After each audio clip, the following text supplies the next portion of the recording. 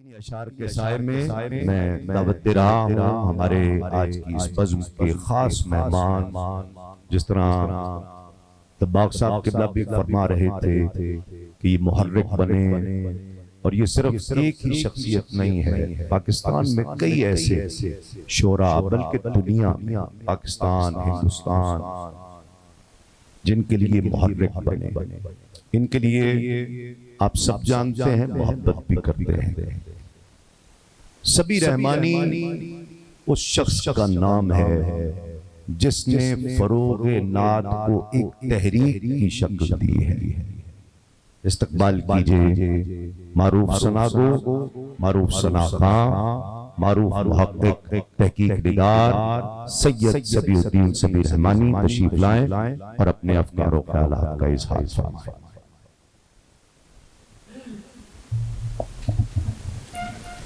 اعوذ باللہ من الشیطان الرجیم، بسم اللہ الرحمن الرحیم، الصلاة والسلام علیکہ یا رسول اللہ وعلی آلک و اصحابک یا حبیب اللہ۔ السلام علیکم ورحمۃ اللہ وبرکاتہ۔ سب سے پہلے تو میں شکریہ ادا کرتا ہوں چودھری برادران کا، ان کے تمام اہل خانہ کا، جنہوں نے آج ایک عاشق صادق، معتبر نعت گو اور ہمارے نہایت شفیع بزرگ حضرت ریاض حسین چودھری کے یاد میں ان کی برسی کے موقع پر یہ محفل منعقد کی اور ہمیں بھی سعادت کے سفر میں اپنے ساتھ شریک کیا۔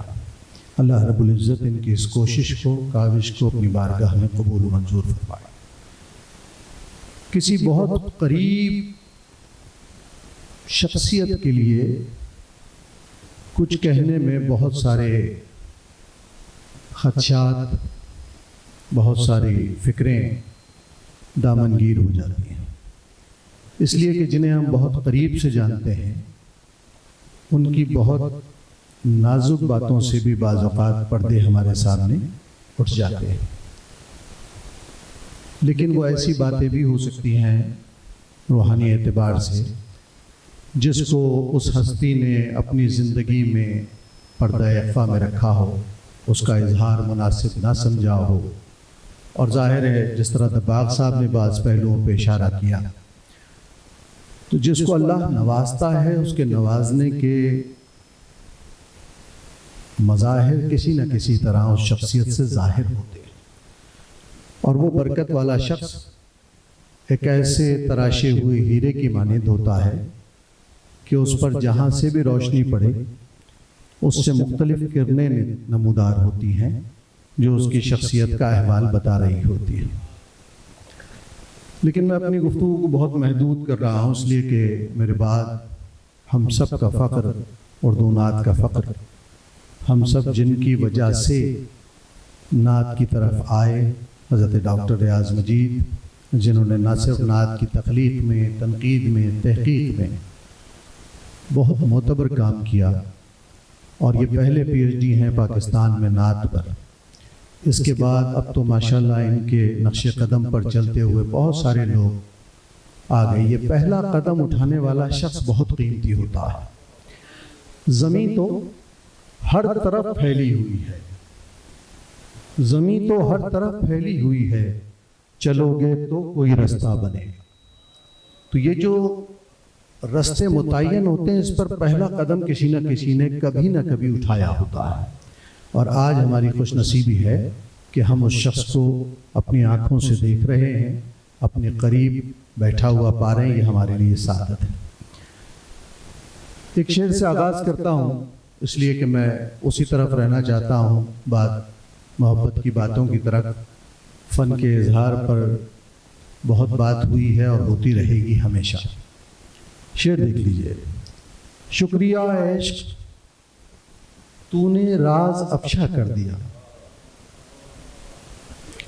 شکریہ عشق تو نے راز افشا کر دیا،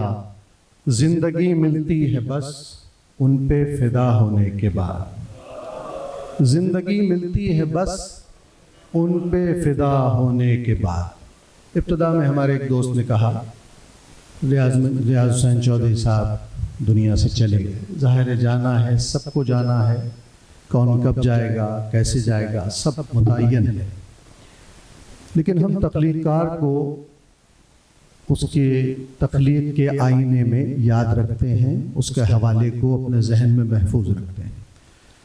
اور اگر وہ تخلیق کار حضور علیہ الصلوۃ والسلام کی بارگاہ ناز میں بیٹھا ہوا، دہلیز سے لپٹا ہوا کوئی شخص ہو تو وہ تو کبھی نہیں مرتا، کیونکہ جب تک یہ دہلیز سلامت ہے، اور یہ دہلیز ہمیشہ سلامت ہے، جب تک وہ بارگاہ ناز سے لپٹا ہوا شخص بھی موجود رہے گا اور اپنی عشق کے اظہار کی صورتیں پیش کرتا رہے گا. میں ریاض حسین چودھری صاحب سے قریب تھا، یہ کوئی کہنے کی بات نہیں، لیکن ہم کو کس چیز نے قریب کیا یہ اہم بات ہے. جب میں نعت گوئی کی طرف آیا تو میرے سامنے شعری منظرنامے پر ہزارہا شعراء تھے، اور ظاہر ہے میرا ذوق تھا، میں پڑھتا تھا ہر شاعر کو. لیکن میں نے غور کیا کہ پاکستان میں کتنے صاحب اسلوب شاعر ہیں جن کا اسلوب انہیں دوسرے شاعر سے مختلف کرتا.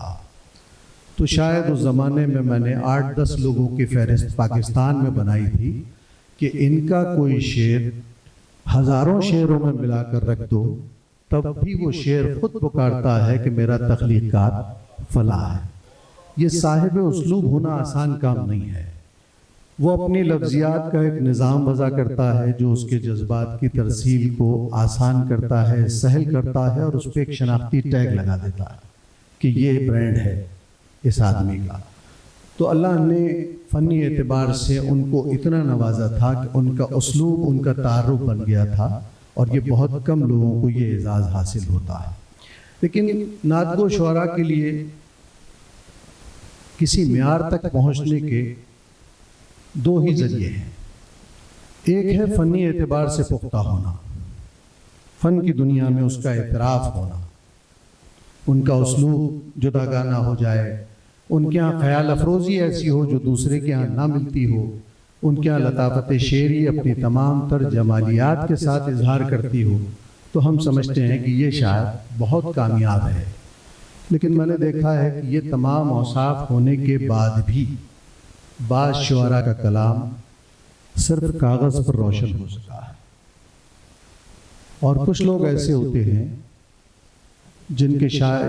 کے اشعار میں ہو سکتا ہے یہ محاسن ذرا کمزور ہوں، معدوم ہوں، کم ظاہر ہوتے ہوں، لیکن وہ اپنا ہدیہ عقیدت حضور علیہ الصلوۃ والسلام کی بارگاہ میں کچھ اس طرح پیش کرتے ہیں کہ اپنے جذبات صادق کو اظہار میں لاتے ہوئے لفظوں میں اشکوں کے پوتی پرو لیتے ہیں. اس میں ان کی سسکیاں، ان کی آہیں، ان کے رت جگہ کا کیف، ان کا گداز، یہ سب گند کر سامنے آتا ہے. اور ایسے ہم نے بہت سارے شعراء دیکھے ہیں جن کا علمی قد کاٹ بہت زیادہ بڑا نہیں تھا، لیکن ان کے اشعار سنیں تو ان کے جذبے کی شدت اور حدت اتنا متاثر کرتی ہے کہ اب آپ کو شاعر اور شعر سے مطلب نہیں رہتا، اس کیفیت کے جذب کرنے سے مطلب رہتا. لیکن ریاض صاحب کا معاملہ چونکہ برکت والا تھا، اللہ جس کو برکت دے دے کلام میں، بیان میں، کسی بھی چیز میں، تو اس برکت کے اظہار کا یہ ہوتا ہے کہ اس کو جس رخ سے آپ دیکھیں گے وہ اسی طرح کا معاملہ پیش کرے گا. ریاض صاحب کے یہاں زبان و بیان پر قدرت، خیال افروزی، خیال کو پیش کرنے کا حسن، اور پھر جذبے کی شدت اور آنسوؤں کی نمی، یہ سب چیزیں یکجا ہو کر اس طرح سامنے آئی ہیں کہ اردو نعت میں جب بھی ہم تازہ فکر ان نعت گو شعراء کا کوئی احوال بیان کریں گے، ان پر گفتگو کریں گے، تو ریاض صاحب کا ذکر کیے بغیر کوئی جائزہ مکمل نہیں ہوگا. اور یہ معمولی بات نہیں ہے. ریاض صاحب کی زندگی، فنی زندگی اور ان کی روحانی زندگی دونوں اس سے عبارت ہیں. اس سے بڑی کامیابی کسی بھی حضور علیہ الصلوۃ والسلام کے نظر گزار کے لیے نہیں ہو سکتی جو ریاض صاحب کو ملی ہے. اور ہمارے یہاں اردو کے ایسے بے شمار شعراء گزرے ہیں جو صدیوں کے بعد بھی اپنے مصرعے کی حدت اور شدت کی وجہ سے آج بھی تر و تازہ ہیں، لہٰذا زندگی ملتی ہے بس ان پر فدا ہونے کے بعد۔